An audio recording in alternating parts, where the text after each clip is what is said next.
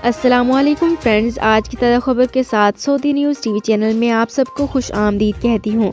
उम्मीद करती हूँ आप सब बिल्कुल ठीक होंगे। आज की वीडियो में बहुत ही इंपॉर्टेंट टॉपिक आप लोगों के साथ शेयर करने वाली हूँ।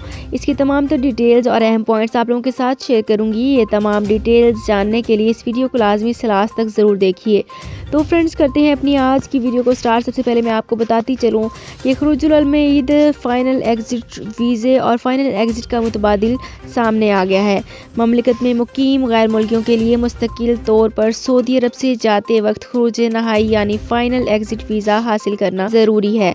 खुरूज नहाई पर जाने वालों को ये सहूलत होती है कि जब वो चाहें किसी भी दूसरे वीज़े पर ममलिकत आ सकते हैं, जबकि डिपोर्ट होने वालों का ताहयात ममलिकत के लिए ब्लैक लिस्ट कर दिया जाता है।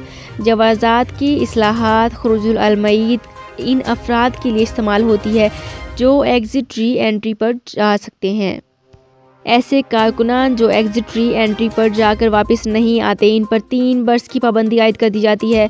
इस दौरान वो किसी वीज़े पर सऊदी अरब नहीं आ सकते। अलबत्ता इस कानूनी नुक्ते से तारकीन के अहले खाना मुतासिर नहीं होते क्योंकि वो वर्क वीज़े पर मुकीम नहीं। यहाँ पे एक और बहुत ही इंपॉर्टेंट पॉइंट आप लोगों के साथ शेयर करूँगी कि कानून के मुताबिक वो अफराद जो खुरूज ओहदा पर ममलिकत से बाहर गए हुए होते हैं, इनका खुरूज नहाई लगाना मुमकिन नहीं होता।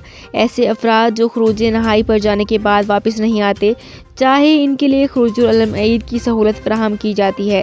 जवाज़ात का खुदकार सिस्टम खुरूज ओहदा पर गए हुए गैर मुल्कियों को खुदकार तरीके से इस वक्त सिस्टम से खारिज कर देते हैं जब इनका exit re entry visa expire हुए 6 माह गुजर चुके होते हैं। दूसरी सूरत में खुरूज ओहदा एक्सपायर होने के 30 दिन बाद खुरूज ओहदा पर गए हुए तारकीन के स्पॉन्सर अपने अबशर या मुकीम अकाउंट के जरिए खुरूजुल अलमईद के ऑप्शन को इस्तेमाल करते हुए इनका कामा सिस्टम से खारिज कराने की सलाहियत रखते हैं।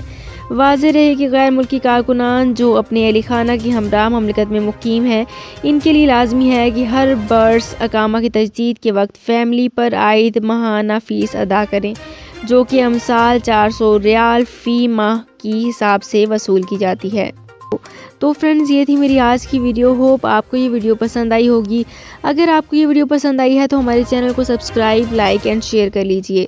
तो फ्रेंड्स, मिलते हैं एक नई वीडियो में एक बिल्कुल नई अपडेट के साथ। अपना बहुत ख्याल रखिएगा। अल्लाह हाफिज़।